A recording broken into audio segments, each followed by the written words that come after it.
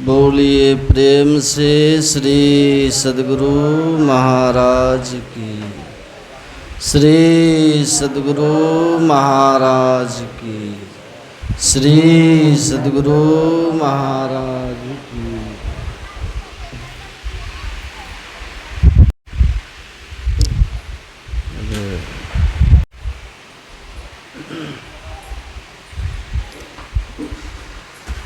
बंदो गुरुपद कंज कृपा सिंधु नर रूप हरि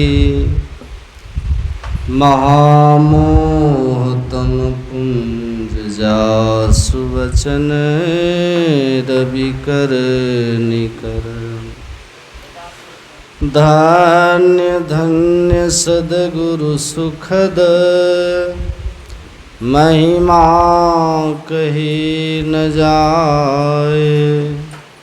जो कुछ कहूँ तुम्हारी कृपा मोते कछु न बसाए। बोलिए प्रेम से श्री सद्गुरु महाराज। श्री सद्गुरु महाराज की जय।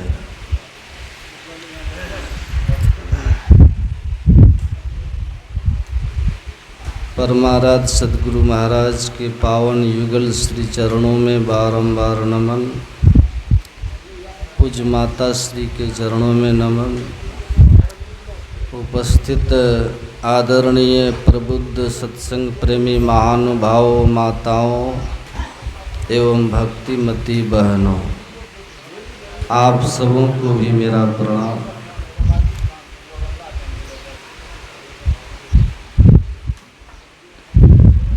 पूरब पुण्य प्रकट भयो, सत्संग के बीच में आए पड़ी। सौभाग्य जगे जब संत मिले, वही शुभ दिन वही शुभ घड़ी। महाभारत में माता मदालसा का चरित्र आता है। माता मदालसा जन्म लेते ही अपने बच्चों को पालने से ही लोरी में वेदांत सुनाती थी। शुद्धोसी बुद्धोसी निरंजनोसी संसार माया परिवर्जितोसी। कि हे पुत्र, तुम तो परम पवित्र शुद्ध बुद्ध आत्मा हो। आवाज़ थोड़ा मीठा करवाइए, बहुत मोटा है, पतला करवाइए। आवाज़ बहुत मोटा है।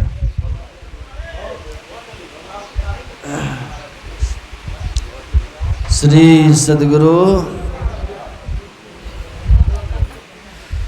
तुम शुद्ध बुद्ध आत्मा हो। मायातीत तुम्हारा स्वरूप है। तुम ज्ञान स्वरूप हो।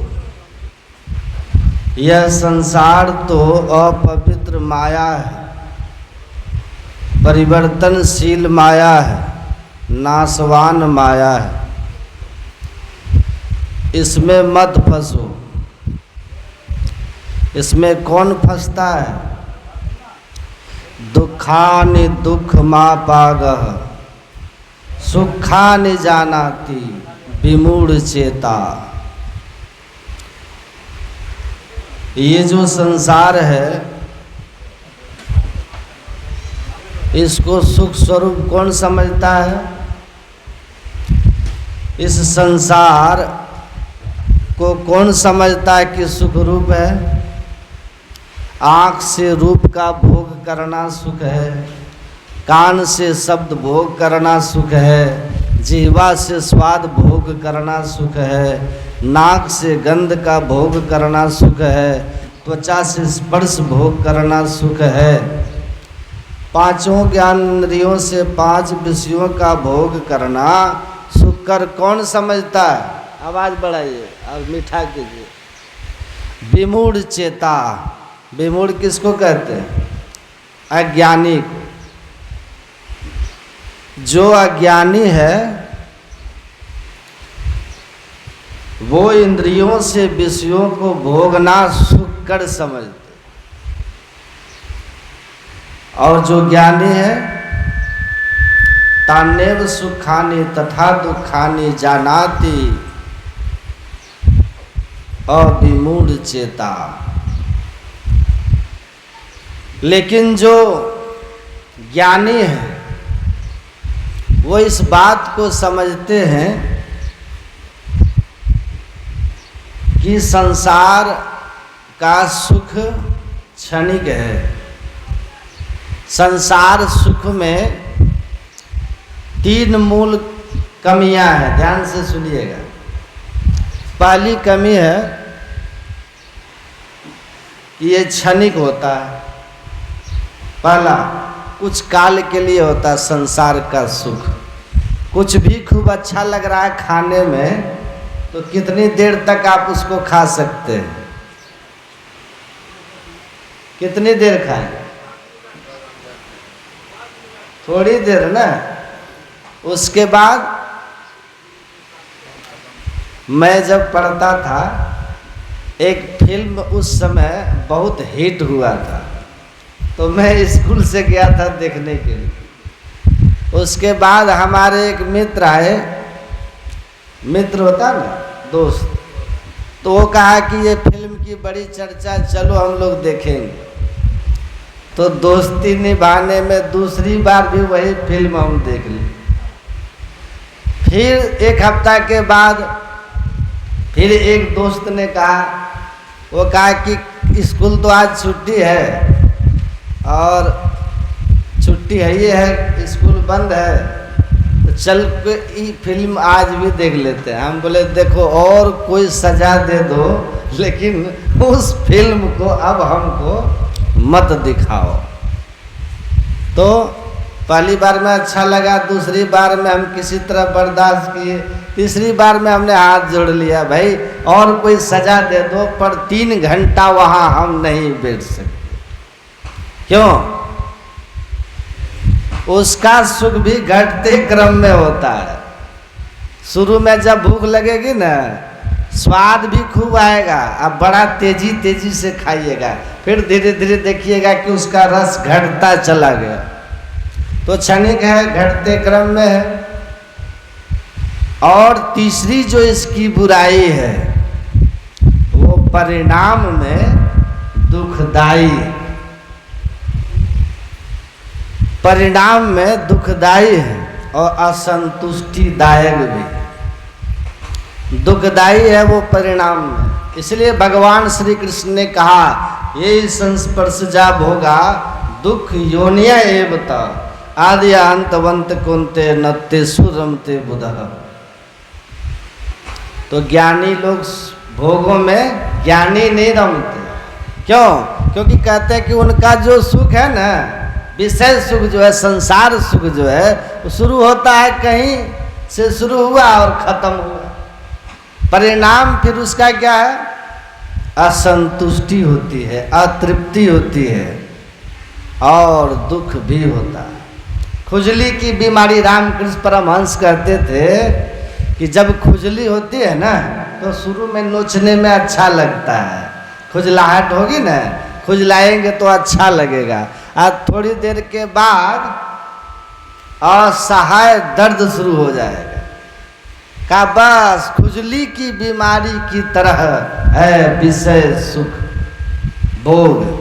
तो जो अविमूढ़ चित्त वाले हैं, ज्ञानी जो होते हैं, वो जीवन को भोग नहीं समझते। जीवन भोगने के लिए नहीं, संसार का सुख किस लिए है? यही जानने के लिए सत्संग है। यही जानने के लिए कि संसार के सुख में दुख लगा हुआ है। संसार का जो भी सुख है उसमें दुख मिला हुआ है।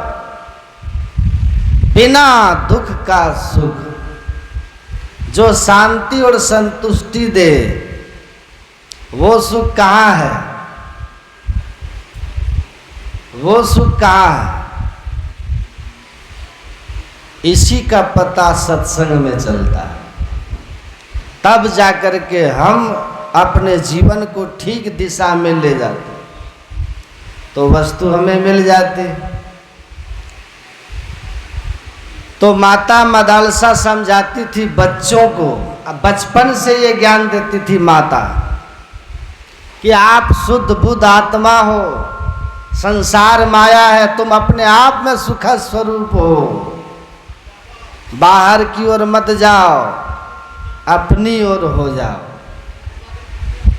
सुख और शांति मिल जाए। खूब महल अटारी बना लीजिए, लेकिन दुख लगा रहे। बहुत अमीर आदमी, बहुत अमीर आदमी अगर कोई हो और उनसे पूछिए कि आप सुखी हैं,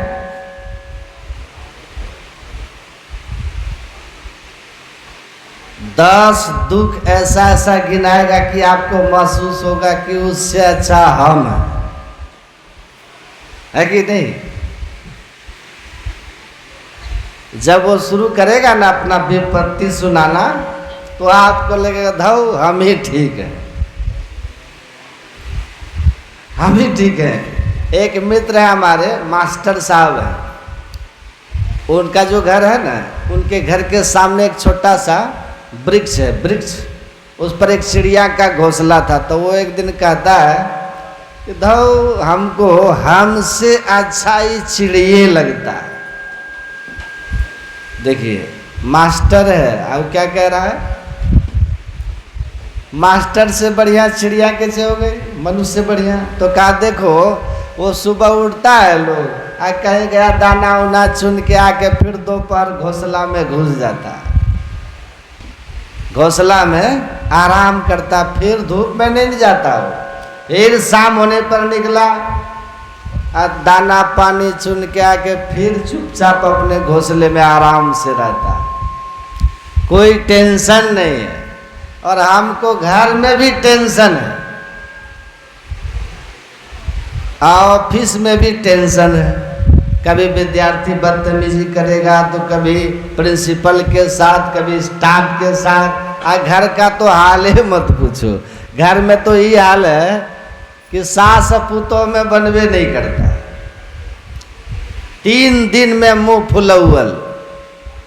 अगर पहले हम आए और नजर पहले पड़ गई माँ पर, आप पूछ देते हैं कि क्या बात है माँ, क्या बात है, टेंशन में लग रही हो, तो मेरी उधर से पत्नी कहेगी माइये के आंचल ओढ़ना था, अभी तक तो ब्याह करके काहे आए, ब्याह काहे किया। कहीं गलती से पत्नी को पहले पूछ दिए क्या बात है, टेंशन में हो, तो माँ कहती कि बेटा तो मोग मेहर हो गया है। तो हम भारी फेरा में कि घर में भी टेंशन और बाहर में भी टेंशन।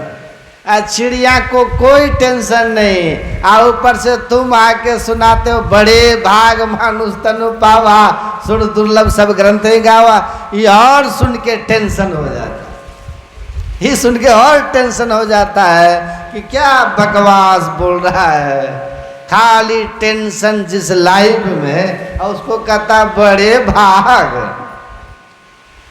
भगवान न करे कि अगला बेर से हमको ऐसा मनुष्य बनना पड़े। देखिए अब बताइए, मास्टर साहब हैं, बच्चों को पढ़ाते हैं, अब भीतर में क्या है कि हमसे बढ़िया चिड़िए। ये क्यों है, यही सत्संग नहीं किया है ना। सत्संग सुनिएगा तो जीना सीख जाइए। सब टेंशन के बीच भी बड़े भाग मानुष तन पावा का आनंद आपको मिलेगा। कला है ना, युक्ति है, कैसे जीना है उसकी युक्ति है। तो आपको अपना नर्वस सिस्टम कंट्रोल कर लेना है। ये ज्ञान सत्संग में ही होगा। क्यों टेंशन होगा? कुछ टेंशन नहीं होता। संसार में दुख रहेगा, ये धूप रहेगी, वर्षा भी आएगी, बस आपको छतरी होना जानना है कि छतरी होना चाहिए आपके पास। धूप में भी चलिएगा और वर्षा में भी चलिएगा। कांटों को दुनिया से कोई खत्म कर सकता है? पैर में केवल जूता होना चाहिए। फिर क्या टेंशन है? कोई टेंशन नहीं। तो ये जो सत्संग है ना, इस दुखमय संसार में यही चीज है। छाता और जूता लेकर के चल दीजिए, रोड उबड़ खाबड़ रहे, गिट्टी उड़े या चाहे धूप या वर्षा है, आपकी यात्रा अनवरत रहेगी, अनवरत रहेगी। नहीं तो कितनों बड़ा पढ़ लिख के विद्वान हो जाइए, और ये अगर सत्संग का ज्ञान नहीं है, ये बुद्धि योग आपने नहीं किया है, तो आप फंस जाइए, एकदम फंस जाइएगा। जीवन को देखने की कला है सत्संग, जीवन देखने की कला है।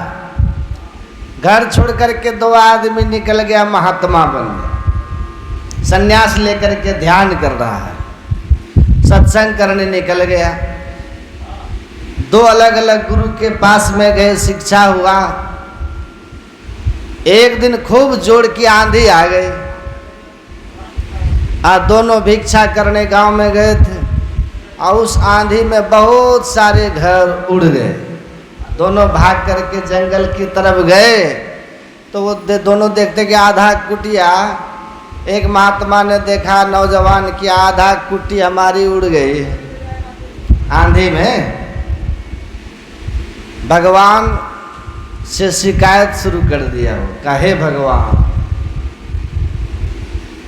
कमाल कर दिया, घर द्वार सब छोड़ करके साधु बने कि आपका भजन करेंगे, और बड़ी मेहनत से कुटिया बनाए थे, वो भी सुख के लिए नहीं, आपकी भक्ति के लिए।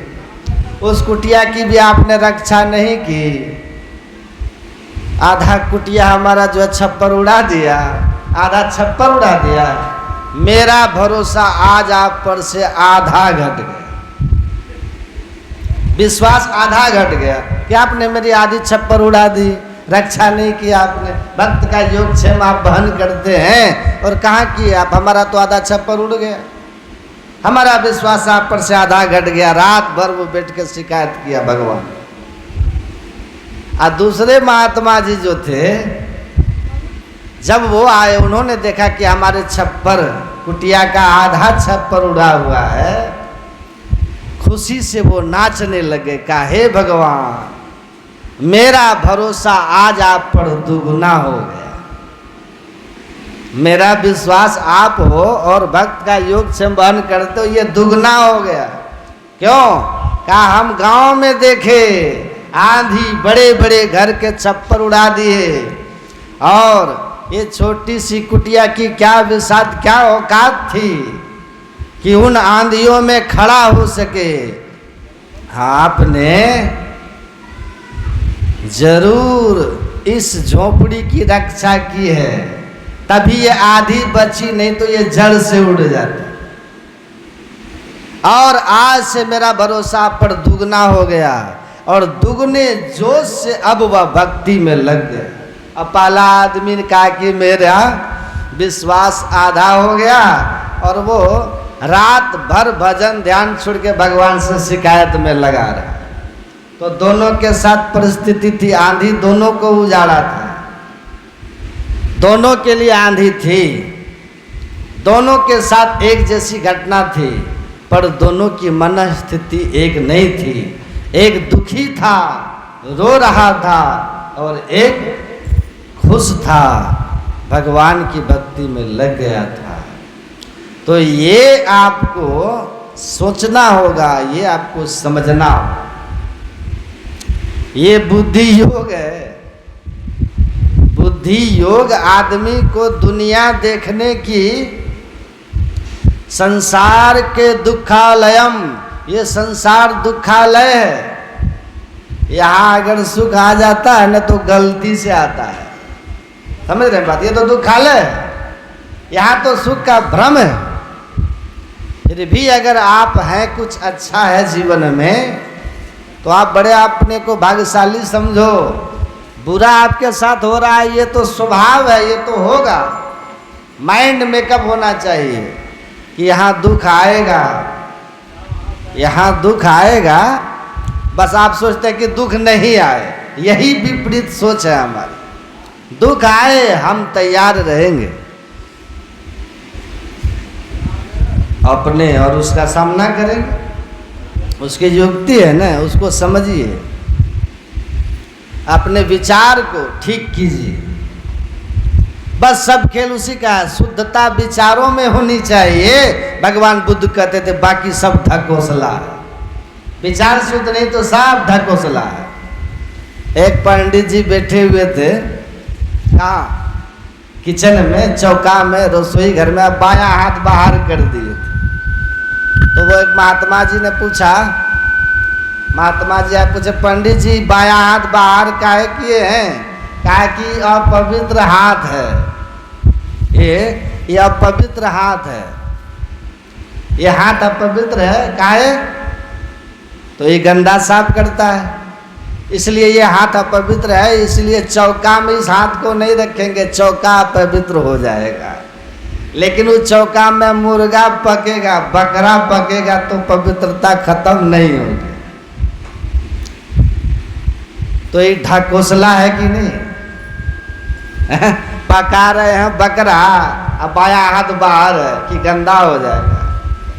तो वो महात्मा जी ने कहा कि पंडित जी ये जिस गंदगी को साफ करता है ना वो फैक्टरिया तो भीतरे में बैठा हुआ है, वो तो भीतरे चौका में है। तो हाथ काहे बाहर किए हैं? फैक्टरी तो अभी भी वही काम कर रहा है, निर्माण कार्य जारी है। अब बन रहा है बकरा, तो इसीलिए कहा विचार बुद्धि पवित्र हो, है ना।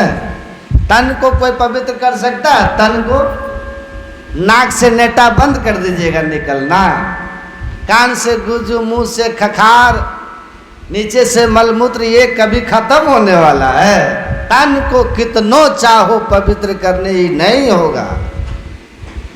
क्या पवित्र करना है? विचार को, संस्कार को, मन को, तो जीवन में परिवर्तन हो जाएगा। लेकिन हम लोग क्या करते हैं, सुन रहे थे ना पाठ में, ज्ञान सोचम परित्यज्य वाययो रमते नरः। ज्ञान सोच, विचार पवित्र करेगा, सोच पवित्र करेगा, संस्कार पवित्र करेगा। ये सत्संग ज्ञान सोच है, इसको हम लोग छोड़ देते हैं। कहाँ बाहर बाहर रमते हैं, कहाँ रमते हैं? का चित्तमंतर्गतम दुष्टम तीर्थ स्नानेन शुद्धति। आपके चित्त के अंदर में मैल है, काम, क्रोध, लोभ, मोह, मात्सर्य, ईर्ष्या, द्वेष, ठगी, बेईमानी, ये कहाँ है? सब चित्त में है, मन में है। आज धो रहे हैं, तन पावन करिए पखारे, आज शरीर को खूब पवित्र कर रहे हैं, आप मन को पवित्र ही नहीं कर रहे हैं। तो आपसे पाप आचरण रुकने वाला नहीं और आपके जीवन में दुख जाने वाला नहीं। एक लड़का मिला हमको, विद्यार्थी। हम बोले कि तुम क्या चाहते हो जीवन में जी?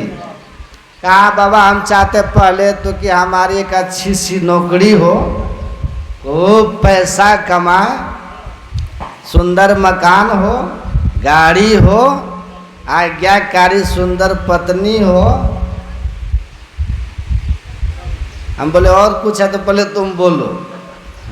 फिर हमने कहा कि 20-25 करोड़ बैंक बैलेंस भी हो, ये भी कह दो, लेकिन एक चीज और बोलो कि इन सब के होते हुए अगर तुम्हारे मन में शांति न हो तो इसकी कीमत कितनी हुई? उन सब चीज़ों की कितनी कीमत है बताइए। मन में शांति न हो आप अशांत हो, बेचैन हो, व्याकुल हो, तो उन सब का कितना कीमत। कुछ अच्छा नहीं लगता है। जब मन अशांत हो जाएगा ना, तो ना आपके बच्चे अच्छे लगने लगेंगे, ना घर अच्छा लगने लगेगा, ना धन अच्छा लगने लगेगा। मन करेगा कहाँ जाए, क्या करें, मर जाए, है कि नहीं। तो इन सब चीज़ों के बीच में अगर मन अशांत है तो इनका 0% वैल्यू है। ये सब आपको सुख नहीं दे सकते जब मन की शांति नहीं है। अब मन अशांत क्यों होता है पता है? जब उसके अंदर में विकार होता है, काम, क्रोध, लोभ, मोह, मद, मात्सर्य, ईर्ष्या, द्वेष, ये विकार होंगे ना, तो अशांत होंगे आप। तो जिसके अंदर में जितना विकार होगा वो उतना ही अशांत होगा, उतना ही दुखी होगा। धन कितनों आप कमा लीजिए, आप दुखी ज्यादा रहेंगे। आपको बाहर से लोग दिखेगा, आप यकीन मानिए, आपको अगर लगता है ना कि कार में सुख है। एक सेठ जी हमको 60 लाख की गाड़ी में बिठाया, हमको बिठाया, बोले बाबा हमारे इसी गाड़ी में बैठ करके चलिए, थोड़ा घूमिए, अपना छोड़ दीजिए। हम उनकी गाड़ी में बैठ गए। अब बैठने के बाद जब घूम के आए, अपने डेरे पर उतरे, तो हमसे वो सेठ जी पूछते हैं गाड़ी आपको कैसी लगी। हम बोले कि हमको तो जैसी मेरी गाड़ी लगती है 8 लाख वाली जैसी लगती है, वैसे नहीं 60 लाख वाली में लगी। तो वो सेठ जी हंसने लगे। वो सेठ जी हंसने लगे तो बोलते हैं क्या, हाँ ये भी बात ठीक है कह रहे हैं। हम बोले ये 60 लाख और 8 लाख केवल मन का खेल है, मन का खेल है, आप इसको समझिए।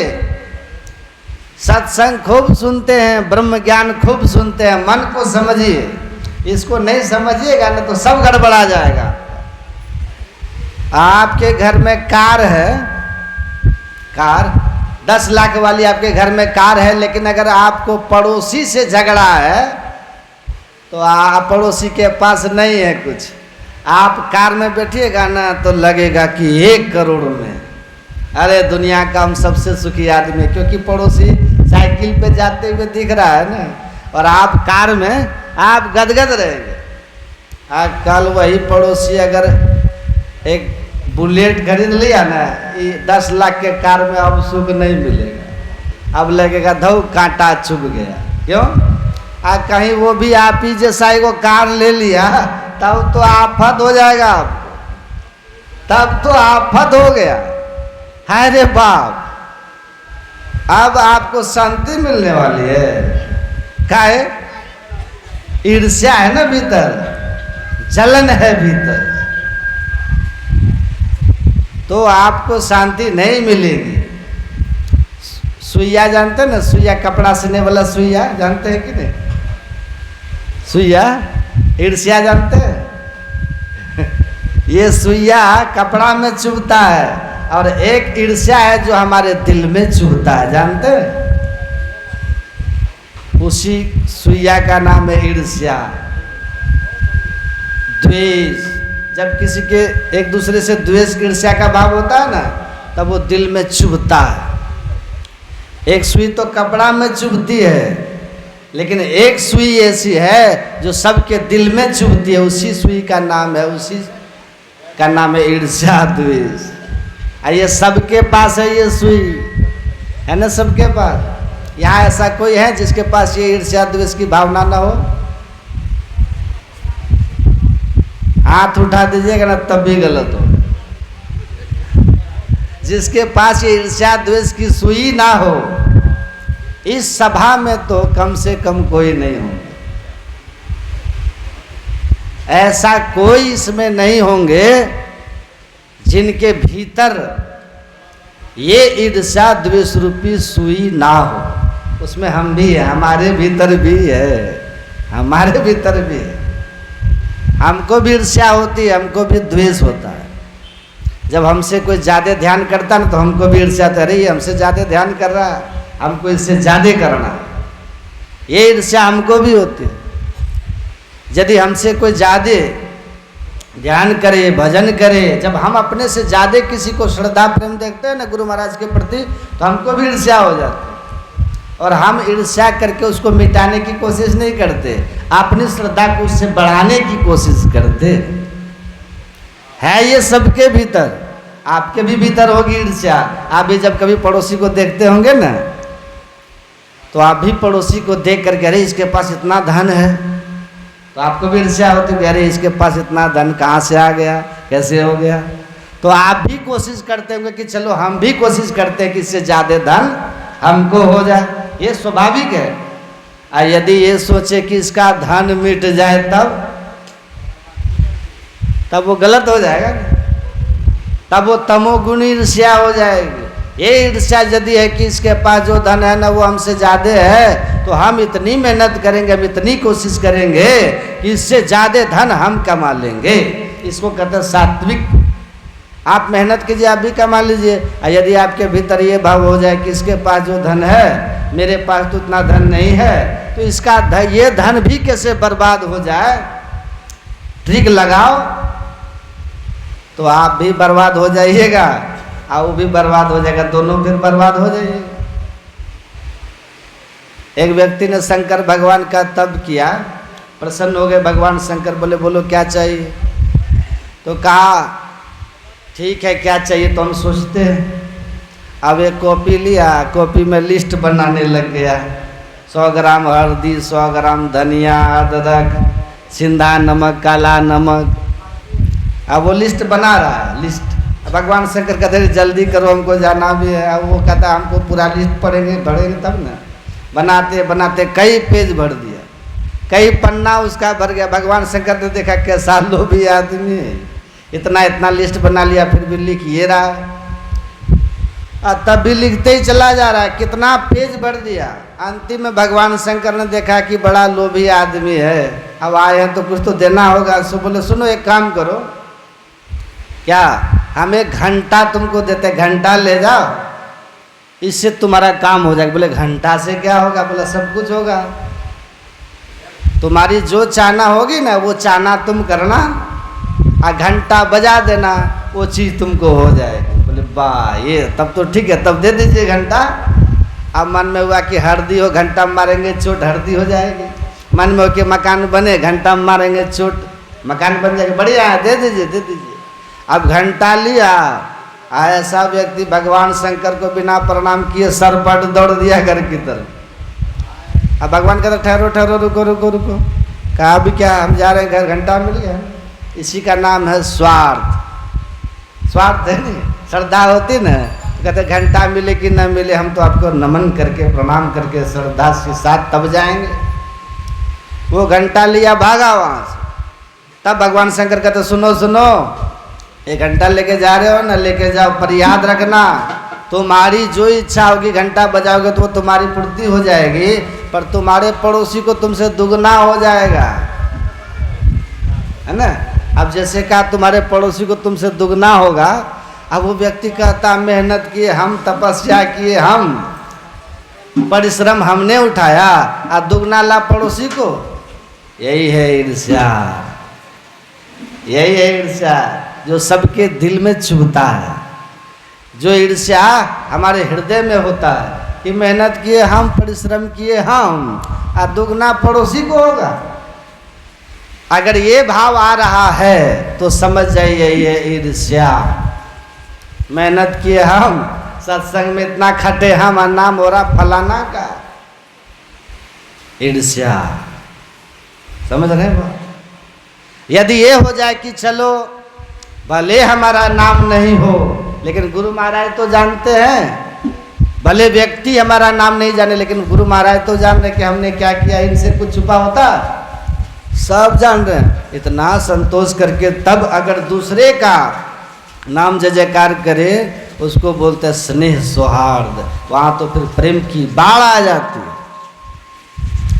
आपको पता है राम और भरत जब गेंद खेलते थे ना, तो जीतते थे भरत और जय जयकार करते थे राम, हारते थे राम और जीतते थे भरत। और जय जयकार करते थे राम, कहते थे भरत भैया की जय, खुद हार जाते, खुद हारते थे आ कहते थे भरत भैया की जय।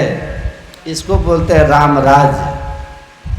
और यदि ये मन पे हो कि मेहनत किया हमने, परिश्रम किया हमने, इतना दौड़ भाग सब कुछ किया हमने, नाम फलाना का हो रहा है, तब समझ जाइए फिर इलाज की जरूरत है। इस व्यक्ति के मन में होता मेहनत की हमने, परिश्रम किया हमने, और लाख पड़ोसी की होगा, दुगना पड़ोसी की हो जाएगा, ये कैसे संभव है। वो घंटा लेके गया, अब महीनों बाद आया था घर, पत्नी ने पूछा कुछ लाए, कहाँ लाया, क्या लाए, घंटा लाया। घंटे से पेट भरेगा। कहा देवी बड़ा चमत्कारी घंटा। का क्या चमत्कार, घंटा बजाओ जो इच्छा हो जाए।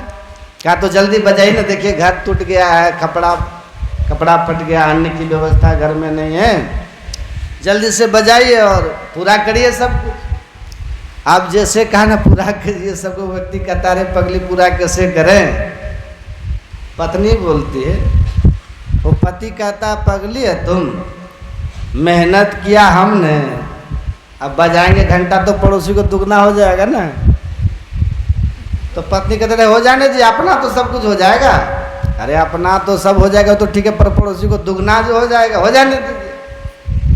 पत्नी ठीक है, लेकिन पति देखिए कैसा है। दर्शन भगवान शंकर का किया, तपस्या भी किया है, पर ईर्ष्या द्वेष कितना खतरनाक है देखिए।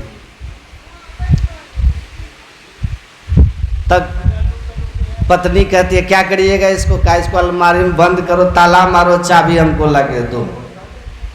चाबी लेके जा रहा पंजाब, जा रहे कमाने, वहाँ से कमा के भेज देंगे तब तुम व्यवस्था करते रहे। अब वो चला गया पंजाब, इधर बेचारी पत्नी घर में परेशान। उधर 2-4-6 महीना कमाया, कुछ 1000 रुपया हुआ, तब वहाँ से चला, इधर पत्नी को रहा नहीं गया। पत्नी सोचती कितना सुंदर घंटा घर में, भगवान शंकर का वरदान, और उसको बजा के सब कुछ कर लेना चाहिए। पत्नी को नहीं रहा गया तो पत्नी ने किसी लोहार को बुलाया, और लोहार को बुला करके कहा इस अलमारी को ताला काट के निकाल दीजिए, ख़त्म कीजिए, और भीतर में घंटा निकाल के दीजिए। घंटा निकाला, पत्नी ने घंटा लिया, आंगन में खड़ी हो गई, कहे भगवान शंकर ऐसी कृपा करना मेरा घर बन जाए।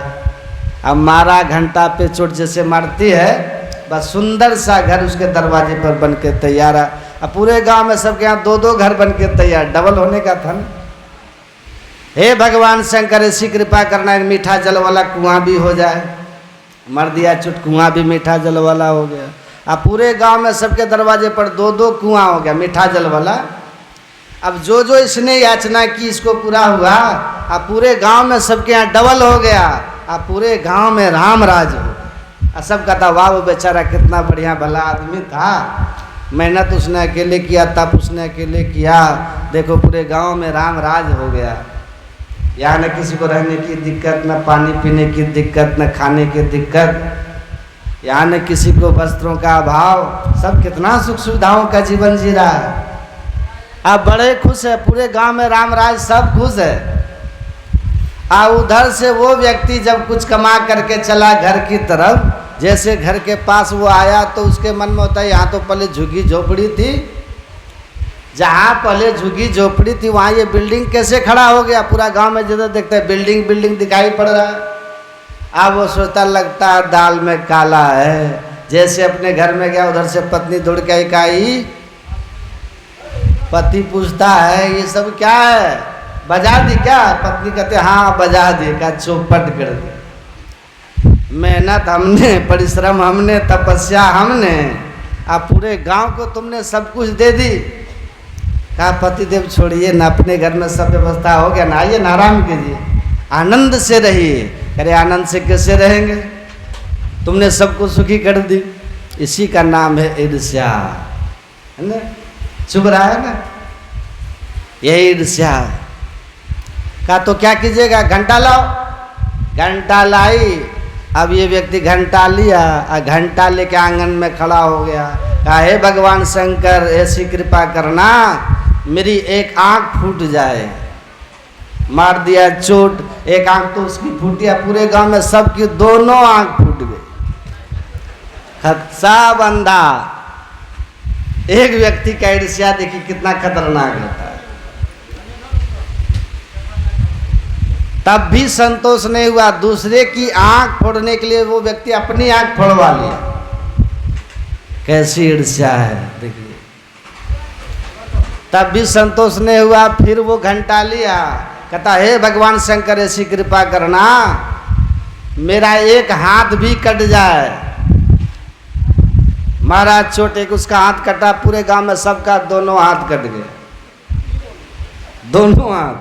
तब भी संतोष नहीं हुआ, फिर लिया घंटा, है भगवान शंकर ऐसी कृपा करना मेरे दरवाजे पे जो कुआं है नाड़ा हो जाए। समझ रहे हैं, मतलब ऊपर का दीवार झड़ जाए। महाराज जैसे चोट, उसके दरवाजे पर एक ही कुआं था ना, नाड़ा हो गया। आप पूरे गांव में सबके दरवाजे पर दो दो नाड़ा कुआं हो गया। अब न किसी को हाथ है बेचारे को, न किसी को आंख है, किसी को नहीं। पूरा गांव सूरदास का गांव हो गया, पूरा गांव लूला का गांव हो गया। और सबके दरवाजे पर दो दो नाड़ा कुआं। समझ रहे हैं कि नाड़ा कुआं, इधर नाड़ा कुआं आप लोग जानते होंगे नहीं, इधर की भाषा है ये। अब सबके दरवाजे पर दो दो नाड़ा कुआं है, न किसी को हाथ है न किसी को आंख है। अब जो जिधर जाते सब केला के थम के तरह धम धम कुआं में गिर रहा है। सबका कुआं लाशों से भर गया, और जहाँ राम राज था शमशान में बदल गया। यही है ईर्ष्या।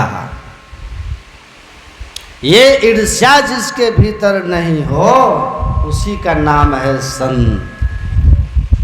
बोलिए श्री। ये ईर्ष्या जिसके भीतर नहीं है। अब भगवान कृष्ण की उद्घोषणा गीता का 7वां अध्याय पढ़िए। इच्छा द्वेष समुत्थेन द्वंद्व मोहिन भारत सम्मोहन सर्वभूतानि सर्गे यान्ति परम तप। ऐसा कोई प्राणी नहीं जिसके भीतर ये भावना न हो, ईर्ष्या द्वेष की भावना न हो। ये तो ईर्ष्या है। भगवान कहते जब तक ये ईर्ष्या द्वेष की भावना भीतर में रहेगी तब तक भजन नहीं होगा। तब ऐसाम त्वंत गतम पापा नाम जन नाम पुण्य कर्म नाम ते द्वंद्व मोह निर्मुक्ता भजनते माम दृढ़व्रता। इन सभी इच्छा द्वेष से जो रहित हो जाता है, भगवान कहते हैं पुण्य कर्म करते करते तब जो मेरा भजन करता तब उससे भजन होता है। ऐसे व्यक्ति का ही नाम होता है संत। इसी वृत्ति का नाम है संत। संत कोई शरीर नहीं होता, ये वृत्ति होनी चाहिए। ईर्ष्या द्वेष की वृत्ति सबके भीतर है, और हमको क्या करना है? हमको ईर्ष्या द्वेष को मिटा करके संत वाली वृत्ति लानी। संत वाली वृत्ति हमारे भीतर होनी चाहिए। ईर्ष्या न हो, द्वेष न हो, सबके प्रति स्नेह सौहार्द की भावना हो। यदि समाज में किसी का नाम हो रहा तो आप उसमें और सहयोग कीजिए, ठीक है, और तुम्हारा नाम बढ़े, ऐसा करिए। यदि किसी की संपत्ति बढ़ रही है ना, आप उसमें और उसको सहयोग कर दीजिए। उसकी संपत्ति आपकी ईर्ष्या करने से घटने वाली नहीं है। यदि आपने उसको सहयोग कर दिया ना स्नेह स्वार्थ की भावना से, तो आपको भी लाभ हो जाए। तो हम लाभ वाला काम क्यों ना करें, घटा वाला काम क्यों हम करें? यदि किसी की संपत्ति बढ़ रही है उसको आप सहयोग कर दीजिए। किसी का यश बढ़ रहा तब भी आप सहयोग कर दीजिए। कोई नेक नाम हो रहा तब भी उसको सहयोग कर दीजिए। इससे आपको घटेगा नहीं बल्कि आपका भी बढ़ता चला जाएगा। इसी वृत्ति का नाम है संत। हमारे भीतर ये स्नेह सौहार्द की भावना हो, हमारे भीतर कटुता की भावना न हो। ये शिक्षा सत्संग से ही मिलती है।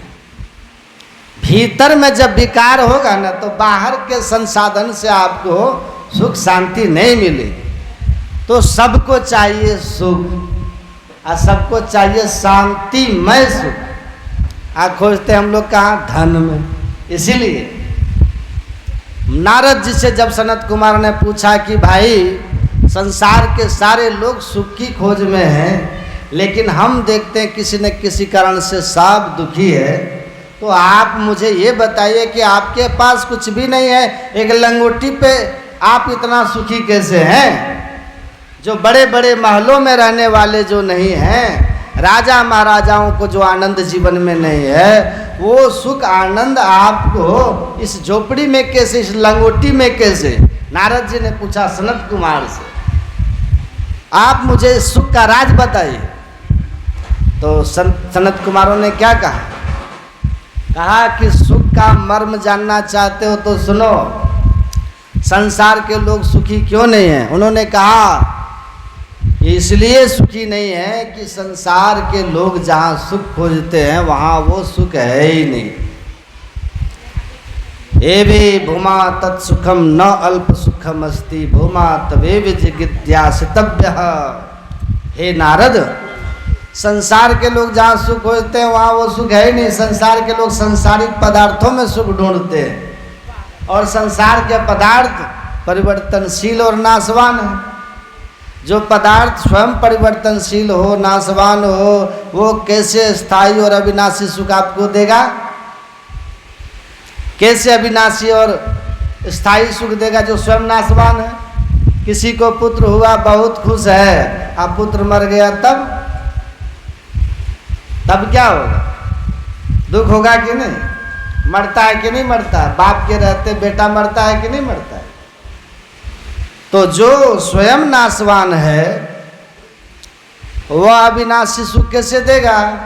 जो स्वयं परिवर्तनशील है वह परिवर्तन शाश्वत सुख आपको कैसे देगा? जो स्वयं ससीम है वह असीम सुख कैसे देगा? तो आप असीम सुख, शाश्वत सुख और अविनाशी सुख जो आप खोज रहे हैं वो आप संसार में खोज रहे हैं, और संसार में वो नहीं है। तो कहाँ है? कहा जो शाश्वत है, जो अविनाशी है, जो असीम है, उस असीम, उस शाश्वत, उस अविनाशी को पालो तो तुमको असीम सुख मिलेगा, शाश्वत सुख मिलेगा, अविनाशी सुख मिलेगा। वो क्या है? वो भूमा। भूमा का अर्थ होता है अनंत जो है। तो कौन अनंत है? जो परम तत्व आदि अंत रहित, जो आदि अंत रहित है वही असीम अजन्मा है।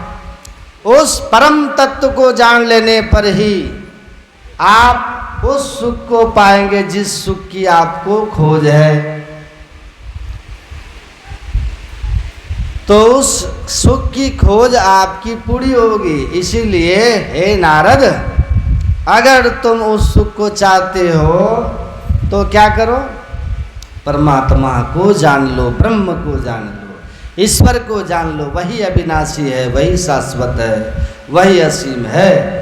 इसके पहले और किसी उपाय से आप असीम अविनाशी सुख नहीं पा सकते हैं। तो उस परम तत्व परमात्मा को जानो। वेद भगवान कहते हैं ना, उसके लिए सबसे पहला काम क्या है? कि बुद्धि योग करो। बुद्धि योग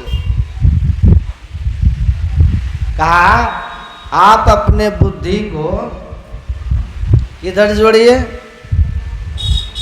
परमात्मा की ओर जोड़िए। सत्संग करके हमारी बुद्धि ईश्वर से जुड़ती है। जो बुद्धि अभी संसार से जुड़ी हुई है, संसार की ओर है, संसार को ही सर्वस्व समझती है, उस बुद्धि को ईश्वर में जोड़ें, ईश्वर सर्वस्व हो और वो बुद्धि हमें ईश्वर की ओर ले चले। क्योंकि बुद्धि इस शरीर की सारथी है। क्या है? सारथी। सारथी रथ को ले जाता है ना। भगवान कृष्ण कहते हैं, हे उद्धव, मनुष्य का शरीर रथ की तरह है। इंद्रियां क्या है? घोड़े हैं, हाथ पैर, ये सब जो इंद्रियां हैं ना हमारी, ये सब घोड़े हैं। अब मन लगाम है, अब बुद्धि सारथी है। ध्यान से सुनिएगा। बुद्धि ना सारथी विद्धि मन प्रग्रह मेव च। मन लगाम है और जीव क्या है? जीव क्या है? रथ पर बैठा हुआ रथी है। भगवान कृष्ण क्या है? सारथी है। और अर्जुन क्या है? रथी है।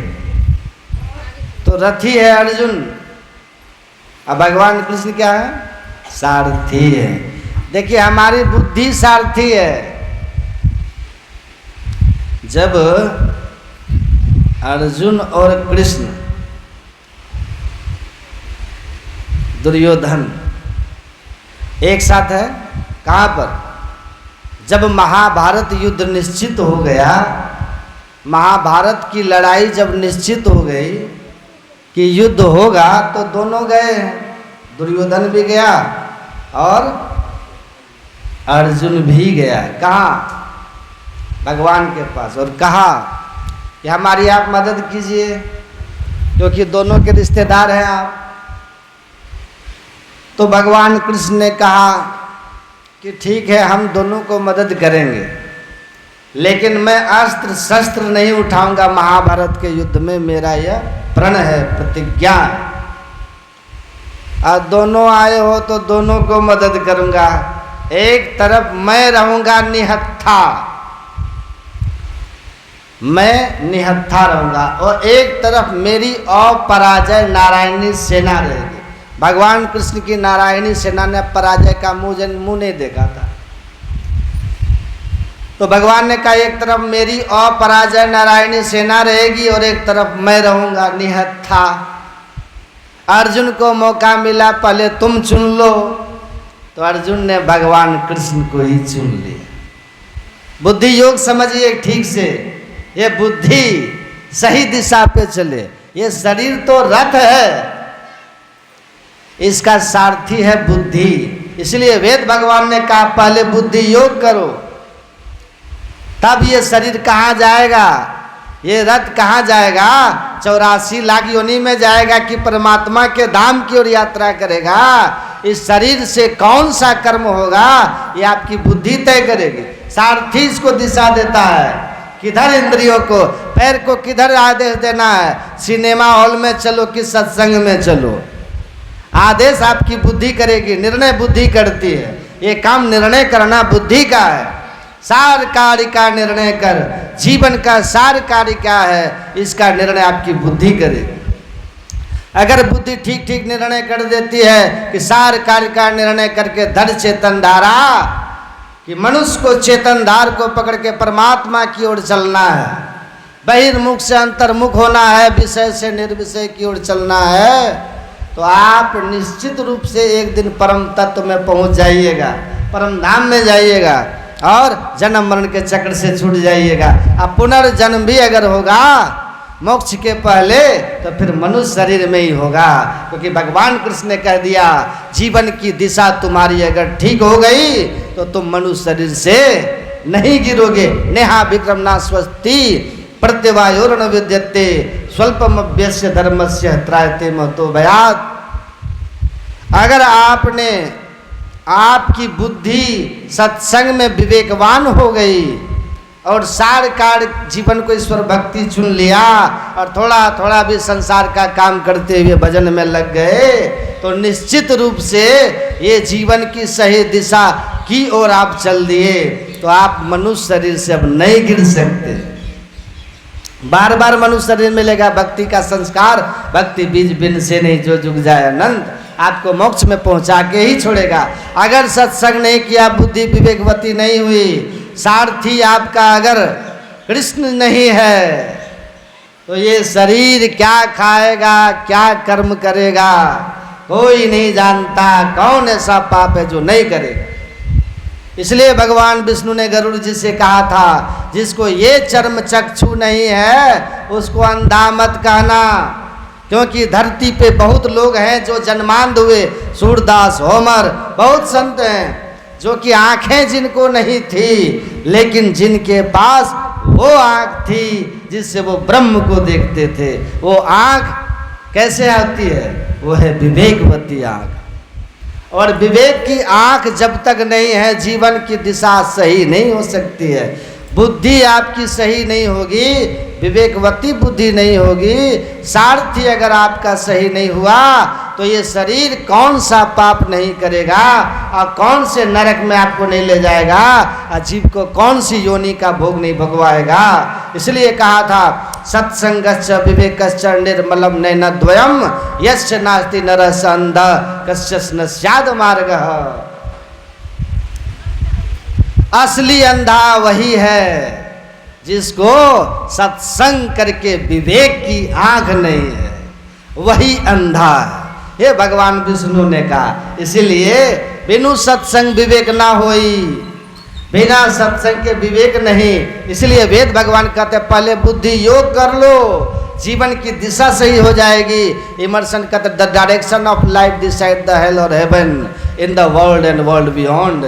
आपके जीवन की दिशा जो है वो तय करेगी लोक और परलोक में, कि स्वर्ग में जाओगे कि नरक में जाओगे, 84 में जाओगे कि मोक्ष में जाओगे। ये जीवन की दिशा कौन तय करेगा? सारथी तय करेगा। रथ किधर जाएगा, घोड़े को किधर ले जाना है, ये रथ के सारथी के हाथ में।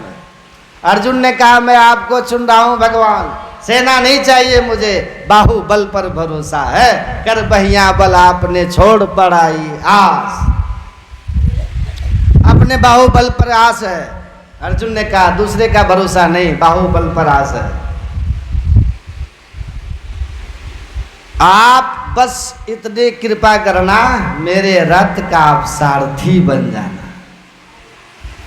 आप सारथी रहोगे तो रथ हमारी गलत दिशा में जा ही नहीं सकती भगवान, गलत दिशा में नहीं जा सकती। सारथी के हाथ में रथ की डोर होगी ना, तो सारथी को, सारथी योग्य अगर है तो रथी को बचा ही लेगा, खतरा भाप करके निकाल लेगा। इसलिए भगवान कृष्ण का ठीक है अर्जुन, लेकिन तुम्हारा निर्णय गलत है अर्जुन। कहा कैसे भगवान? कहा हार तुम्हारी निश्चित है, क्योंकि नारायणी सेना तुमने छोड़ दी अर्जुन, वो अपराजय सेना है, वो तो दुर्योधन ले गया। हार तुम्हारी निश्चित है, दास तू रहेगा हरदम उदास, माखन दुर्योधन ले गया अब छाछ तुम्हारे पास। माखन तो ले गया दुर्योधन, सेना जीतती और हारती है, लड़ती तो सेना है, वो तो दुर्योधन ले गया। आज छाछ बचा निहत था कृष्ण है, तो हार तो तुम्हारे निश्चित है अर्जुन, अब तुमको जीवन में दुख मिलने वाला है। अर्जुन ने कहा जीत हमारी निश्चित है, दास कभी नहीं हो सकता उदास, माखन लेके क्या करूंगा जब माखन चोर है मेरे पास। माखन चोर मेरे पास है, ले जाने दो माखन दुर्योधन को, चोर तो यहाँ चुरा के ले आएगा विजय कौरवों के पास से। सारथी महाराज बस आप रहो, आप रहो सारथी। रथ की डोर दे दिया भगवान के हाथ में। जब भीष्म पितामह ने प्रण कर लिया कि कल 5 पांडवों को मार दूंगा, खलबली मच गई पांडवों की सेना, कौरवों की सेना पांडवों में, सब चिंतित है, चारों भाई चिंतित है, दुर्योधन, युधिष्ठिर, भीम, नकुल, सहदेव सब जगे हुए। अब क्या होगा? अब भगवान कृष्ण अर्धरात्रि में आते हैं कि अर्जुन से थोड़ा विचार करेंगे, तो अर्जुन फुफकार मार के सो रहा था, खर्राटा ले रहा था। भगवान ने जगाया, कहा मूर्ख भीष्म, पता है इच्छा मृत्यु है उसको, परशुराम को पराजित किया है उसने, ऐसे महावीर इंद्र मृत्यु जय, कल मारने का प्रण किया है तुम लोगों को, कल वध करूंगा 5 का, तो तुम भी तो है, और तुम निश्चिंत होके सो रहे हो। कैसा आदमी है जी, निश्चिंत होके सो रहा है। तो अर्जुन ने कहा जब सारथी जग रहा हो तो रथी के सोने और जगने का कोई मतलब ही नहीं होता। सारथी जग रहा है ना, मैं निश्चिंत हूँ, क्योंकि बस में 50 आदमी सो रहे हैं और ड्राइवर जग रहा है। तो रात्रि यात्रा की है कि नहीं बस में? ये है ना, ट्रेन में, बस में, तो बस में रात में लोग लंबी कोच में सो जाते हैं और ड्राइवर जगा रहता है। और सवेरे कहता उठिए, आप पहुंच गए पटना, पहुंच गए बनारस, लखनऊ, कलकत्ता पहुंच गए, कहता है कि नहीं? आप 50 जग रहे हैं और दिने में 5 सेकेंड के लिए ड्राइवर अगर सो जाए तो आपके 50 जगने का क्या मतलब? सब जमपुरी, हाथ पैर तो पक्का, मुंह कान तो कितना का झड़ेगा, कितना मरेगा। ड्राइवर सो गया तो आपके जगने का कोई मतलब नहीं, और ड्राइवर जग रहा है तो आपके सोने से भी कोई फर्क नहीं। कहा सारथी जग रहा है, रथी तो सोएगा ही सोएगा। अब महाराज जिसकी चिंता नारायण को हो गई उसको अब कौन मार सकता है?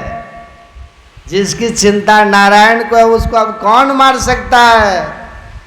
हमने आपके हाथ में जीवन की डोर थमा दी है, केवल घोड़ों की लगाम नहीं दी है महाराज, जिंदगी की डोर दे दी है, सांसों की डोर आपके हाथ में है। आप जग रहे हैं, कहा ठीक है जाओ सो जाओ, हम व्यवस्था करते हैं। भगवान ने बचा लिया कि नहीं?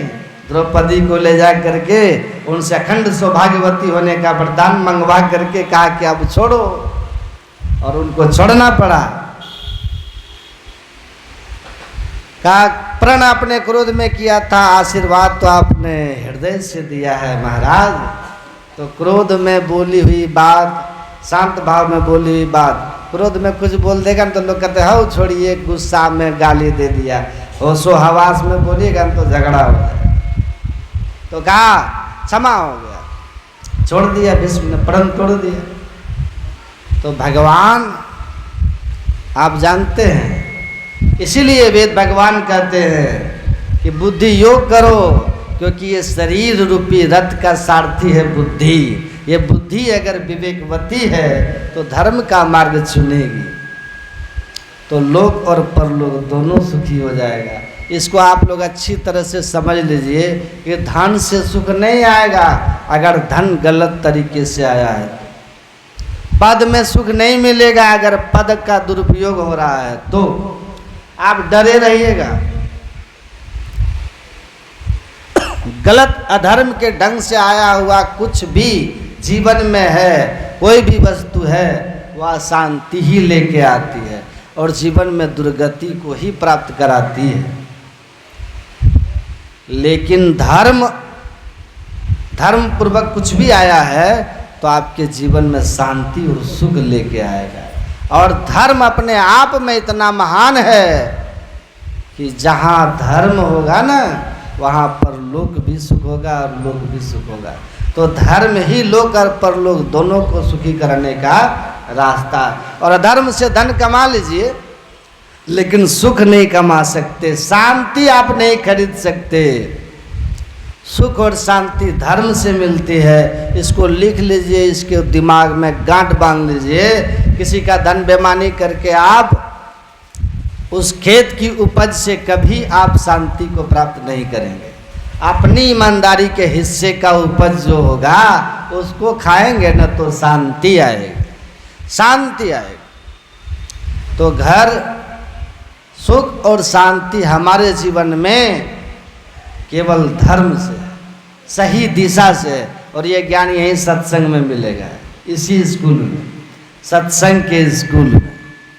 यहाँ समझ में आएगा कि मनुष्य को कैसा होना चाहिए, हमारे जीवन की दिशा क्या होनी चाहिए, परमात्मा की ओर होनी चाहिए, धर्ममय जीवन होना चाहिए, भक्तिमय जीवन होना चाहिए। और तब देखिए सुख जीवन में कैसा आता है।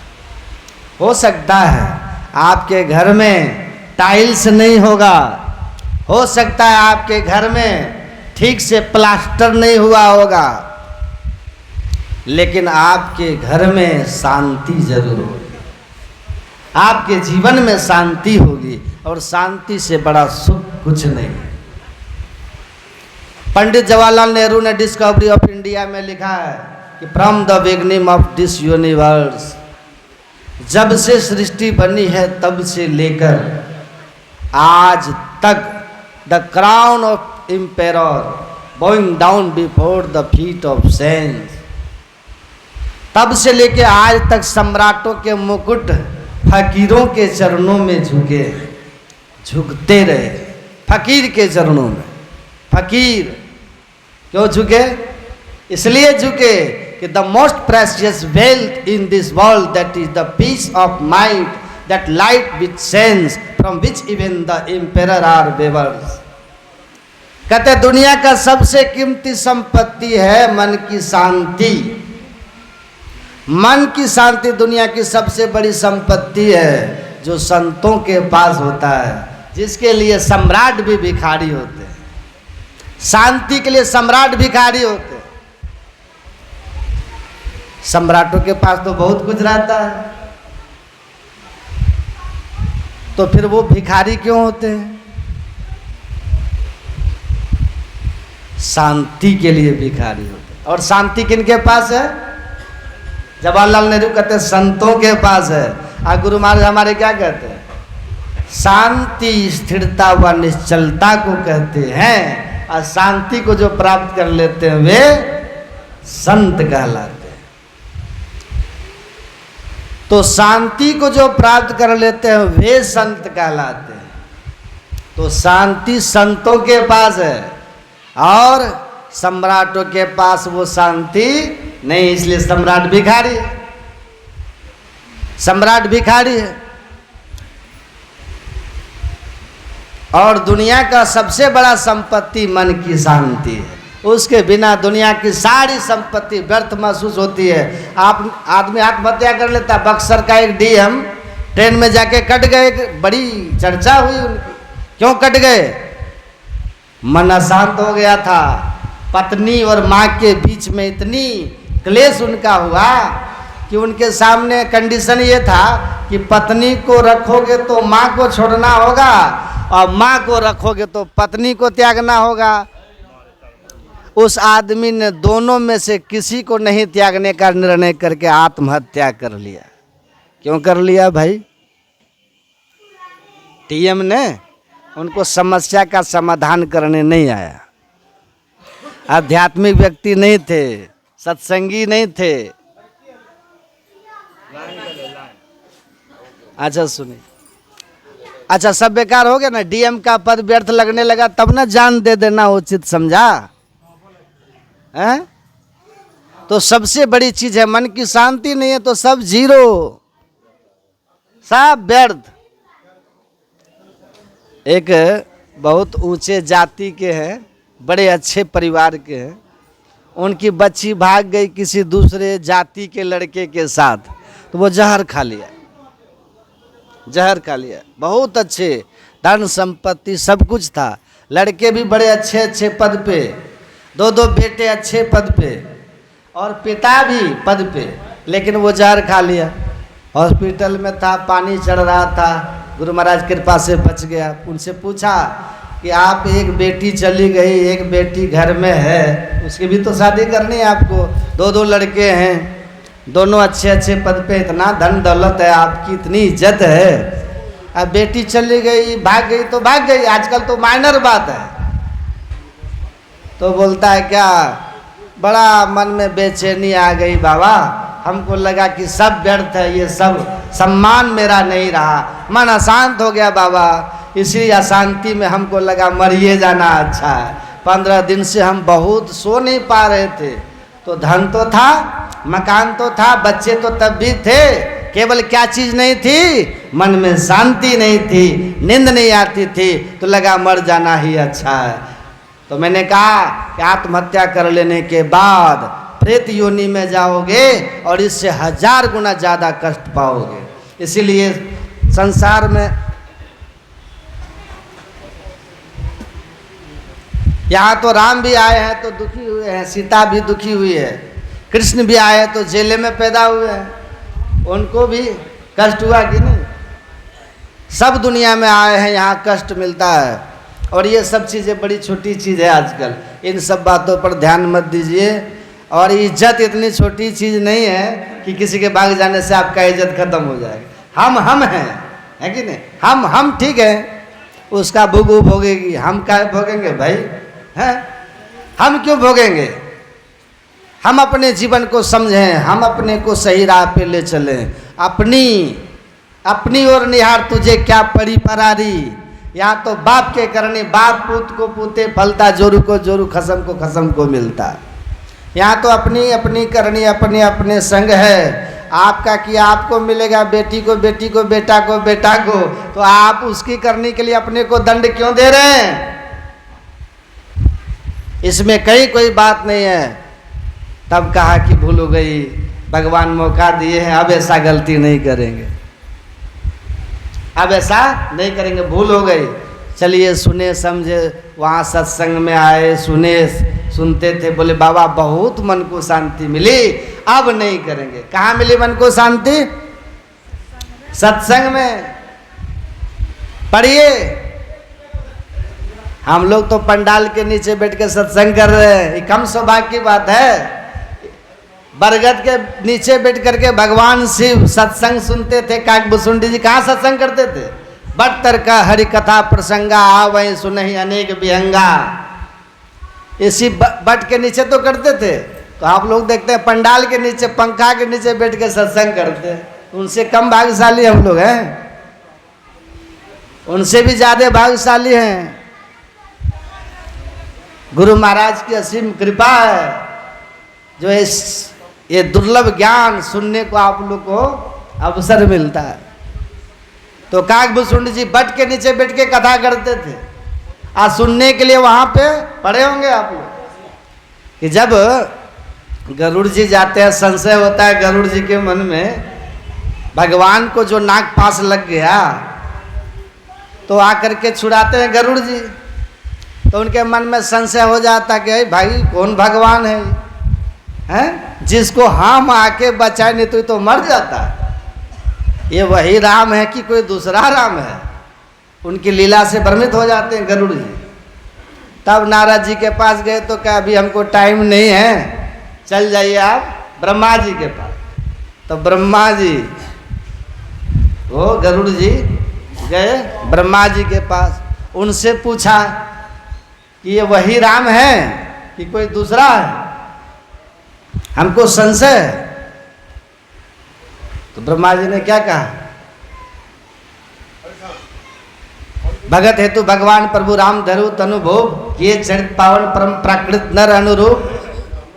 क्या ये वही भक्तों के कल्याण के लिए परमात्मा का जो अवतार हुआ ये वही है कि कोई और है? तब ब्रह्मा जी ने कहा कि ये वही है तो वही। तो अगर वही है तो नाक पास में बंद करके मूर्छित थे एक राक्षस से, हम नहीं जाते तो ये मर जाते। अब परमात्मा तो इतने समर्थवान हैं कि ये प्रकृति द्वोत्पत्ति लय होवे प्रभु की मोज से।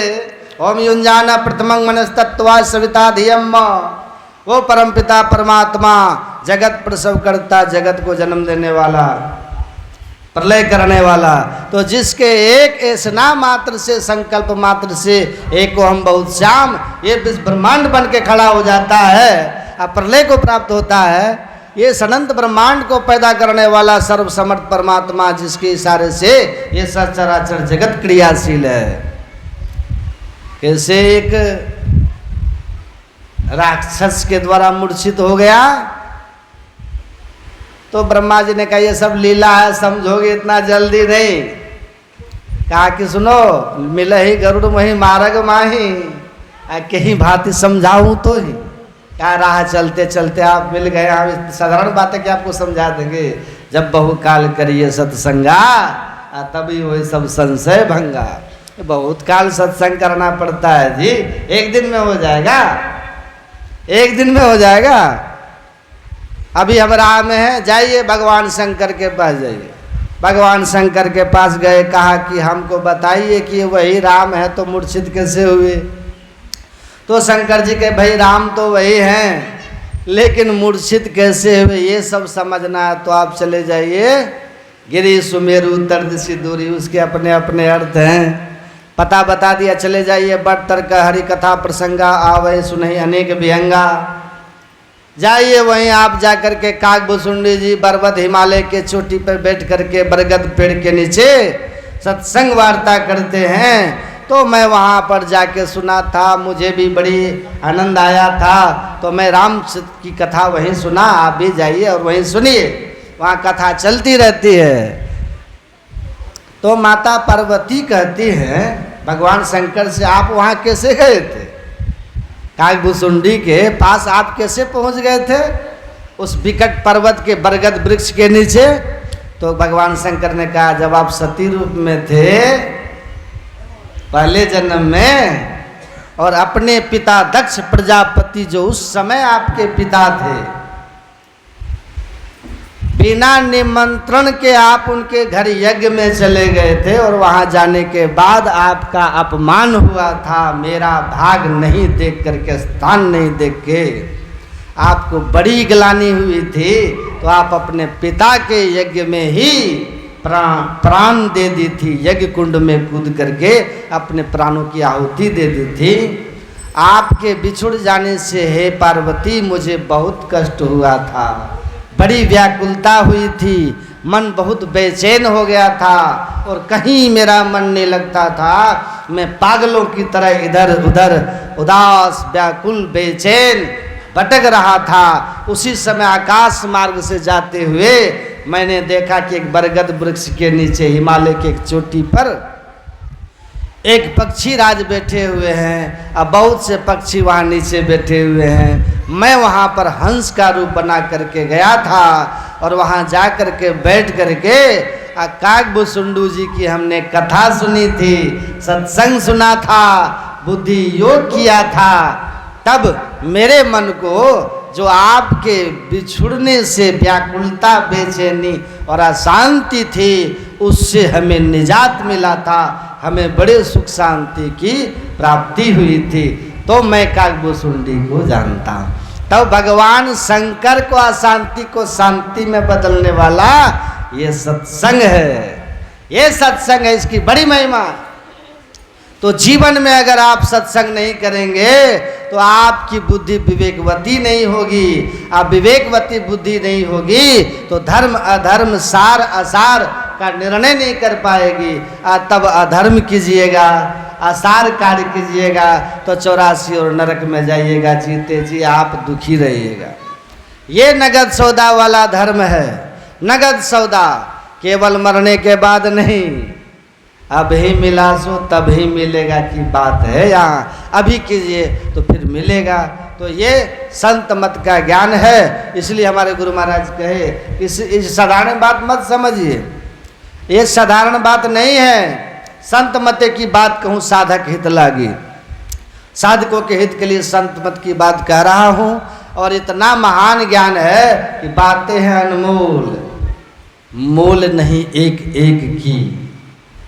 यहाँ एक एक ज्ञान बड़ा अनमोल है, इसकी मोल नहीं दे सकता कोई। इसीलिए सतजन सेवन करत नित्य सत्संगति करना। बड़े श्रेष्ठ जनों के पास, वृद्ध जनों, ज्ञानी जनों के पास बैठिए, उनको सुनिए। उनको सुनने का मौका अगर नहीं मिले मौका तो उनका ज्ञान ग्रंथों में है, उसको पढ़िए और अपने विवेक को बढ़ाइए। वचन अमीय दे ध्यान श्रवण कड़ी चित्त में धरना, ये अमृत वचन है। इस सत्संग में लाभ बहुत है, अमृत वाणी बरसती है। इस वाणी को पकड़ लो, एक वाणी पकड़ लो, जीवन बदल जाएगा। एक एक बात अनमोल ज्ञान है, कोई खरीद नहीं सकते हो दुनिया में, इसकी कोई कीमत नहीं दे सकते आप। ये आपके मन को शांति प्रदान करेगा, आपके जीवन को दिशा प्रदान करेगा। अब थोड़े में भी आपको आनंद से जीना सिखा देगा, अने तो बहुत में भी आत्महत्या करने पे मजबूर हो जाना पड़ेगा। ये महिमा है इस ज्ञान की। कहीं मर जाओ मुक्ति नहीं होगी। सुन रहे थे ना पाठ में, मुक्ति कहाँ होगी? कबीर साहब कहते हैं, उनकी सुना न बानी, लोका मति का भोरा रे जो काशी तन तजे कबीरा, राम ही कौन नहीं हो रहा रे। अरे काशी में मरने से कुछ नहीं होता, कहीं मरने से कुछ नहीं होता। तब कहे कबीर सुनो हो संतो, भरम परोजनी कोई, जस काशी तस मघा उसर हृदय राम जे हुई। कबीर साहब कहते हैं जस काशी तस मघा उसर हृदय राम जे हुई। तो संत इस धराधाम पर आए और धराधाम पर आकर के संसार को यही चेताया और उनको सद्ज्ञान दिया, बदले में बहुत सहा, उसकी कीमत चुकाई। किसी ने आग में जल के चुकाई, किसी ने हाथ पैर कटवा के चुकाई, कोई जहर पी के चुकाया, कोई 72 कसनी में कस के कबीर ने चुकाया, लेकिन सबने इसकी कीमत चुकाई। पर इस सद्ज्ञान को बड़ी दृढ़ता से लोगों को समझाया कि कहे कबीर सुनो हो संतो, भरम परोजनी कोई, जस काशी तस मघा उसर हृदय राम जे। इसलिए मूल बात यही है कि आपका हृदय भक्तिमय होना चाहिए। आपके हृदय में अगर काम है तो काम, अगर वासना है तो आपको संसार में पुनर्जन्म लेना पड़ेगा।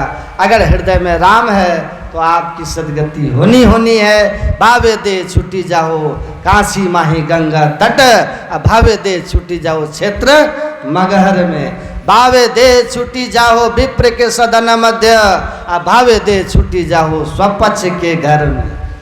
चाहे ब्राह्मण के घर में छूटे और चाहे डोम के घर में छूटे, भावे दे छुट्टी जाओ देश आर्य अनार्य में, भावे दे छुट्टी जाओ वन में नगर में। सुंदर ज्ञानी के कछु संशय रहत नाही, स्वर्ग नरक सब भागी गयो भर। तो ज्ञानी को कोई भ्रम नहीं है। कबीर साहब कहते हैं इस बात को समझ लो कि हृदय में राम है तो कहीं भी मुक्ति है। अगर हृदय में काम है तो दुनिया की किसी भी तीर्थ में जाके मरोगे तो तुमको पुनर्जन्म और भोग संसार चक्र से बचा नहीं सकता। संत इस धराधाम पर आकर के यही बुद्धि को समझाते हैं कि आप बुद्धि को यही ज्ञान देना है। बुद्धि को इस ज्ञान से युक्त कर लीजिए तो आपकी जीवन की दिशा ठीक हो जाएगी। बुद्धि रूपी सारथी अगर भगवान कृष्ण जैसा है, भगवान राम ने क्या कहा था, संसार को जितना अगर चाहते हो तो सारथी क्या होनी चाहिए, बुद्धि सारथी है। तो सारथी क्या है, ईश भजन सारथी सुजाना। परमात्मा की भक्ति, अगर बुद्धि परमात्मा की भक्ति को सर्वश्रेष्ठ मान रही है तो आप विजय को प्राप्त हो जाएंगे, जम को जीत जाएंगे, संसार के दुखों से मुक्ति को प्राप्त कर लेंगे। इसलिए सबसे पहले बुद्धि योग कीजिए, सत्संग कीजिए। बुद्धि को सत्संग से विवेक होगा तो आपकी विवेकवती बुद्धि धर्म का मार्ग, भक्ति का मार्ग, सद्गति का मार्ग, कल्याण का मार्ग, सार कार्य को पहचान करके उस ओर बढ़ जाएगी। लोक और परलोक दोनों से की हो जाएगा। अगर आपने भक्ति नहीं की तो नरः स अंधः, सत्संगहीन विवेकहीन नरः स अंधः कस्म न स्यात् मार्गः। वो नर विवेकहीन बुद्धि युक्त व्यक्ति कौन सा ऐसा धर्म का कार्य है जो अज्ञानता में नहीं करेगा। और परिणाम ये होगा कि देव दुर्लभ मनुष्य शरीर पा करके फिर 84 जाए। तो जीवन में सत्संग सबसे बढ़ कर के है। यह संसार को भी सुखी करता है, परलोक को भी सुखी करता है। इसीलिए सब किसी को चाहिए कि सत्संग कीजिए। जो कोई आए मिले उन्हू से नर होत पवित्र लगे हरि रंगा। दोष कलंक सबे मिट जाए नीच उसो हो जात उतंगा। जो अति महामलिन जल गंग मिले हुई जात है गंगा। सुंदर शुद्ध करे तत्काल ही है जग माही बड़ो सतसंगा। तत्काल पवित्र करने वाला, बुद्धि को विवेकवती बनाने वाला, सबसे बढ़कर दुनिया में अगर कुछ है तो ज्ञान यज्ञ है, सत्संग यज्ञ है। इसलिए इस यज्ञ को भगवान कृष्ण ने कहा श्रेयान द्रव्यमयाद यज्ञाद ज्ञान यज्ञ परम तप सर्वे कर्मा खिले पार्थे ज्ञाने बड़े समाप्ते।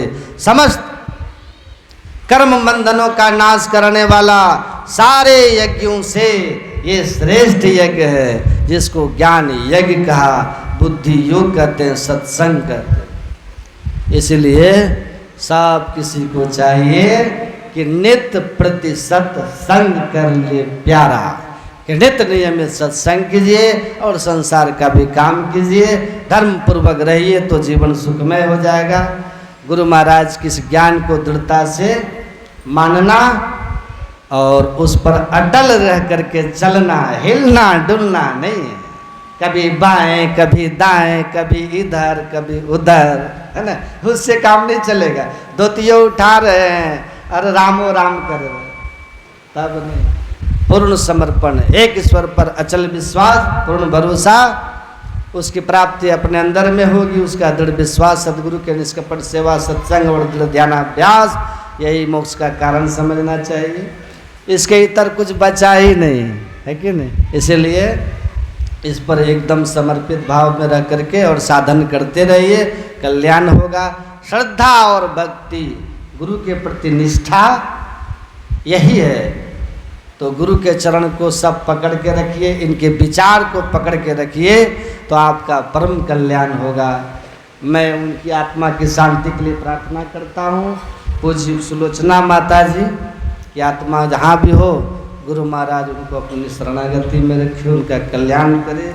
उनके परिजनों के लिए, सुपुत्र के लिए, जिनका नाम संजय सिंह जी और पिंटू सिंह जी, सबका शुभ हो, मंगल हो, कल्याण हो।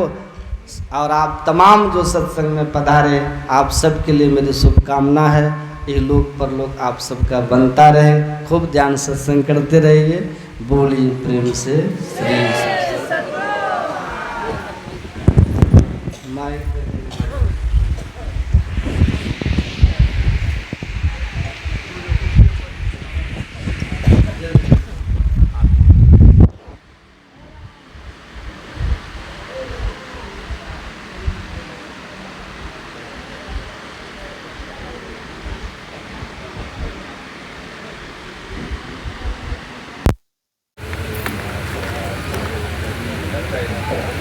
प्रेम से बोलिए श्री सद्गुरु महाराज की जय।